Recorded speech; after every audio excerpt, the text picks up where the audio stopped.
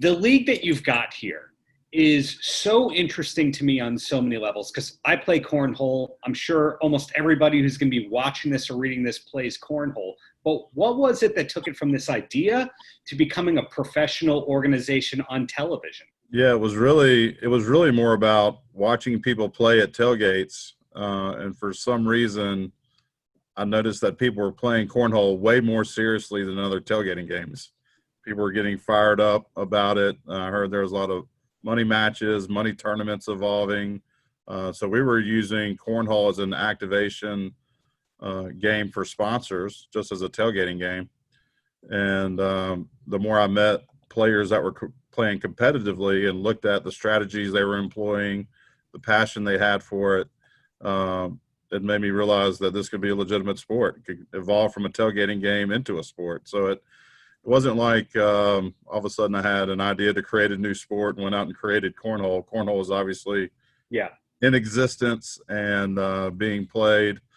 I'm sure Trey was probably playing well before I even formed the ACL. So yeah, it was really just came from seeing the passion of the players that are now have evolved to become professional cornhole players. How exactly does a person qualify to be able to play in a tournament or an event through you guys? Sure. Yeah, so we have a season-long point system. We have an open format. We like to say anyone can play, anyone can win. So you start out playing in local and regional and conference points tournaments within the ACL. And you have the opportunity to play for a full year with us and win your way in to become a pro next season. And what was the first chapter that you guys had that was totally on board and sanctioned? So we started out just over 4.5 years ago now.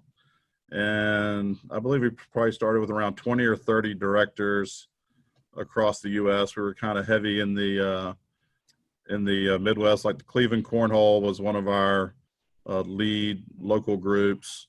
We had some groups in the Carolinas, down in Florida, up in Virginia, Kentucky, Tennessee.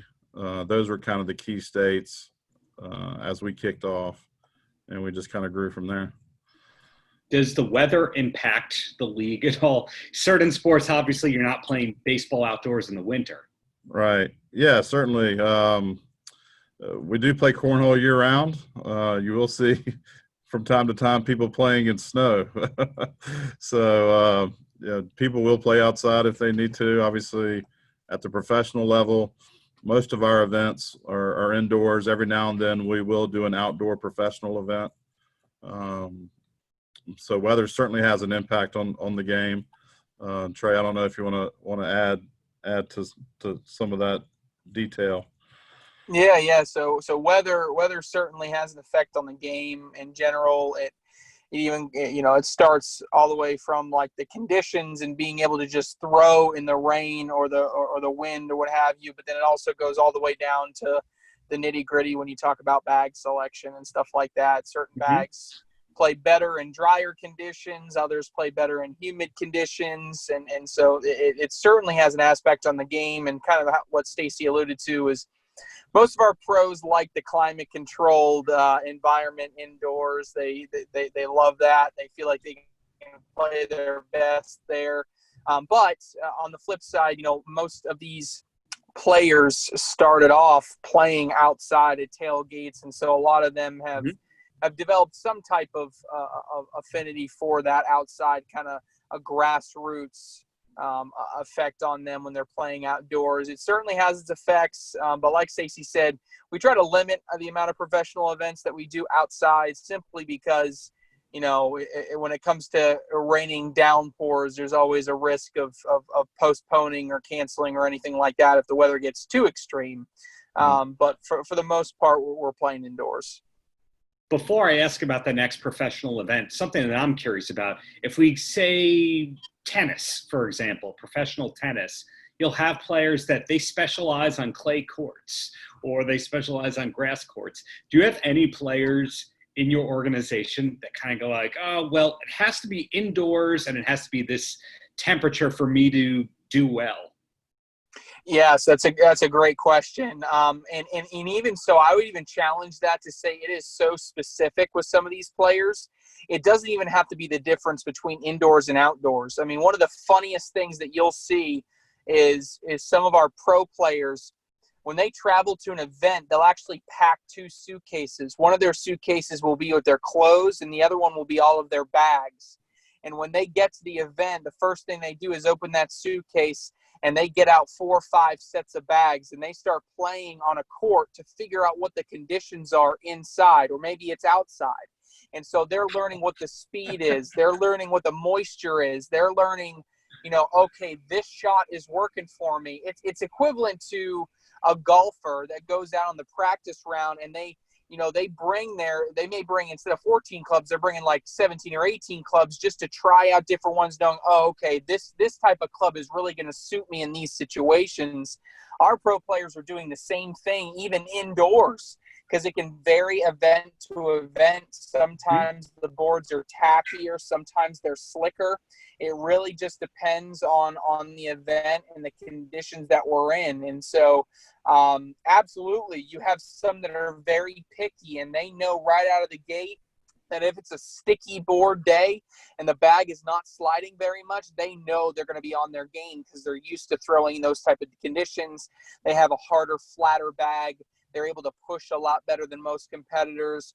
Or on the flip side, if you get someone that loves the dry air, maybe they're a player from Arizona or New Mexico or whatever, and they just love to loft that bag up there and let it fly up the board. If it's a really fast day, they know right out of the gate that they're going to be one of the favorites in there at the end. You guys have a really big multi-day event coming up in August. A lot of big sporting organizations, if you don't mind me calling you a sporting organization, don't have multi-day events. So that's a testament to how big you guys have gotten and how you're growing. What can you tell me about this happening that you have in August? Yeah, so like I said, August 4th through the 9th going to be our 2020 ACL World Championships. Just could not be more excited for that. It's really the culmination of everything that we've been doing throughout the year. We have different things. Each day kind of highlights something specific that we're kind of bringing to a conclusion.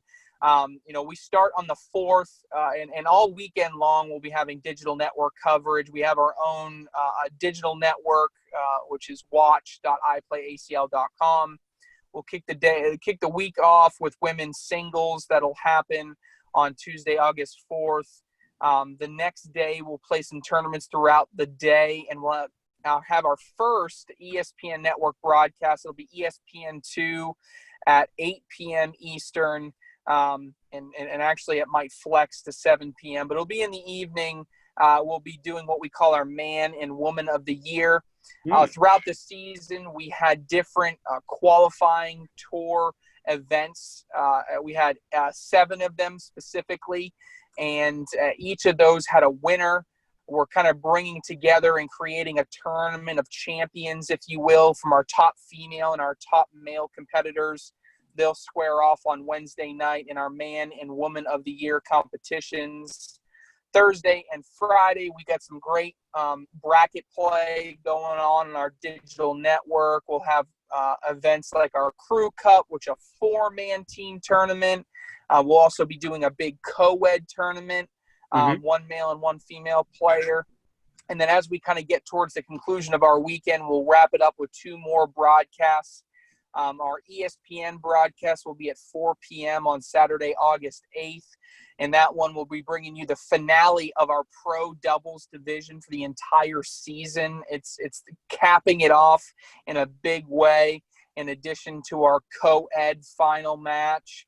And then Sunday, the cherry on the top, ESPN2, 12 p.m. Eastern.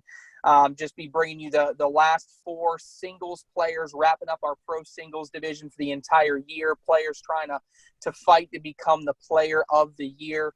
And then we'll wrap it up with our women's doubles final as well. So it's a really great week. We have so many different tournaments going on in so many different formats, gives the players different ways that they can compete. And obviously having over over 6 hours of ESPN linear television broadcast, but we'll also be, like I said, streaming via our digital network and simulcasting to ESPN3 for almost 20 hours in addition to that coverage. So, Wow. So many ways to watch, and it's going to be an incredible week. For a lot of sports and entertainment mediums, media, however you want to pluralize that one, sometimes you kind of need that gateway character or person to bring in the everyday people. For people who don't already play cornhole and love it like I do, who are some of the players that somebody can watch that first time and go, I get it, I'm never going to miss a broadcast again?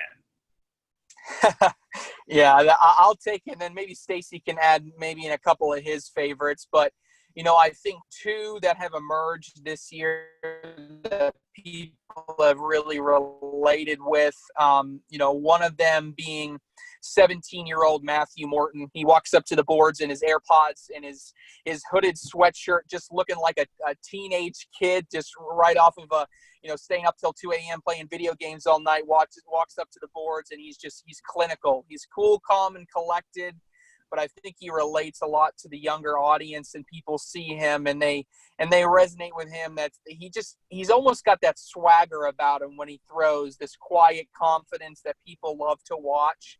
Another one of my favorites is really a big contrast to that person is Cody Henderson. He's been a pro with us for 3 years now, so he's kind of a veteran of the game, but he is your prototypical trash talker.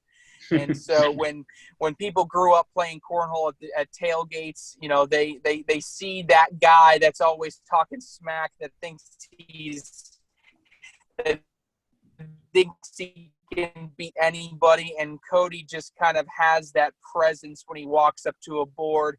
He's constantly either talking to his opponent or talking to himself, always in being respectful but really just using it as a motivating factor. So we always get some great feedback when people watch Cody, just because he has such an energy when he gets onto the board. Stacey, what about you? Who kind of highlights it for you? Yeah, I think Damon Dennis is one of the players that put us and himself on the map with his famous and one shot around our ACL Pro Invitational last year. That went viral and immediately got 25 million views. He ended up getting a muscle and fitness spread as well. You probably never thought you'd see a cornhole player featured in Muscle and Fitness magazine. And he's 50 plus years old. I won't give his exact age away, but he is over 50 and one of our great pros. Also, Ryan Smith got featured in the Wall Street Journal here this year, talking about his training regimen and what he goes through, a former college football player with JMU. Just another great story. And so the last couple of years, we've really seen a lot of different types of people emerge as professional cornhole players that resonate with different parts of our audience, I believe, which is one of the really cool things about our sport. We can have a really young pro and a really old pro standing next to each other, battling it out on the boards. Well, 3 quick questions, and then you guys are free for me. Are you ready? Sure. Okay, Ready. First one.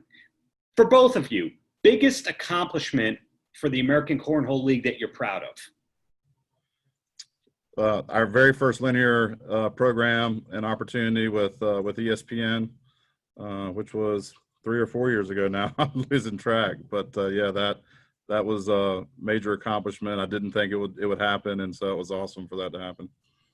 Well, you just stole mine, so I'll have to go with a secondary one. And I think one thing that I'm personally very proud of is the ACL's Equal Pay Initiative, and starting back in 2019 and rolling into this season. One thing that we've done is created a women's division in addition to our pro division, allowing female players to compete in both, and actually matching the prize pool of our pro division, pro doubles division, to our women's doubles division at our different national events, giving females an exact equal opportunity to earn the same amount of money as our male pros.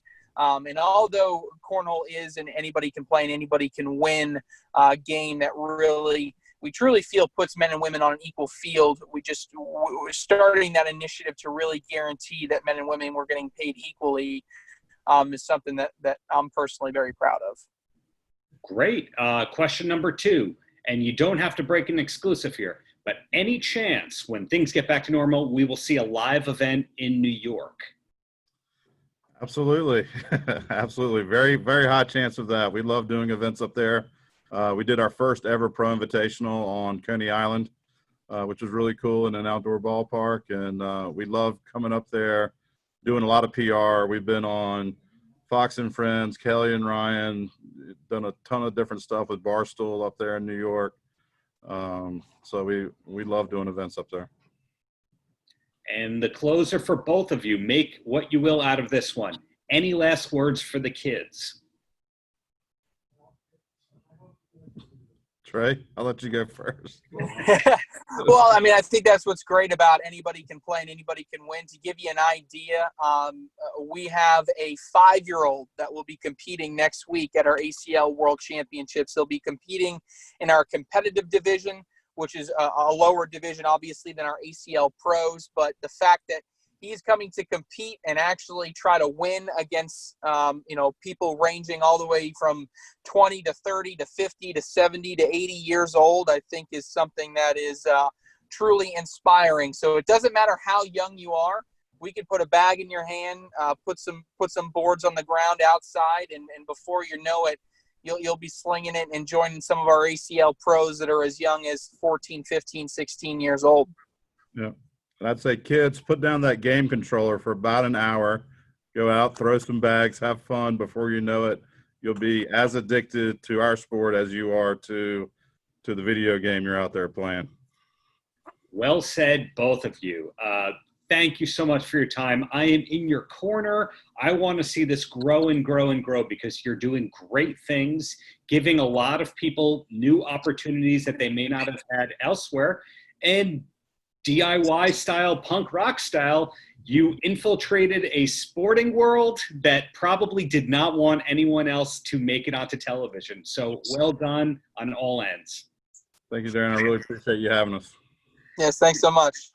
Thank you. Looking forward to getting this posted, and anything I can ever do to help the cause, you know where to get me. Awesome. Thanks. Paltrocast.